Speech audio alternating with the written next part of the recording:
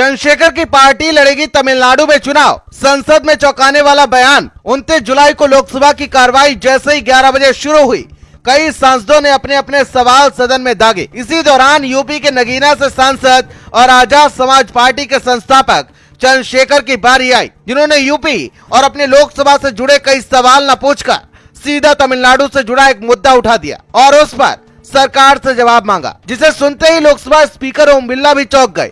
और उसके बाद हल्के फुल्के अंदाज में ओम बिरला ने पूछ लिया कि क्या तमिलनाडु में विस्तार करोगे, जिसके जवाब में चंद्रशेखर ने जो जवाब दिया वो बेहद चौंकाने वाला है। अध्यक्ष जी, मेरा सवाल माननीय मंत्री से तमिलनाडु से जुड़ा हुआ है। सर, तमिलनाडु राज्य में दिव्यांगजनों के लिए सहायक यंत्रों को प्रदान करने के लिए चलाई जा रही एडीपी योजना के अंतर्गत तमिलनाडु राज्य में पिछले 5 वर्षों में कितने लाभार्थियों को सहायक यंत्र एवं उपकरण प्रदान किए गए तथा कितनी राशि उपयोग की गई, ये माननीय मंत्री जी इसको बताने की कृपा करें। धन्यवाद अध्यक्ष जी। क्या तमिलनाडु तक विस्तार कर रहे हो क्या?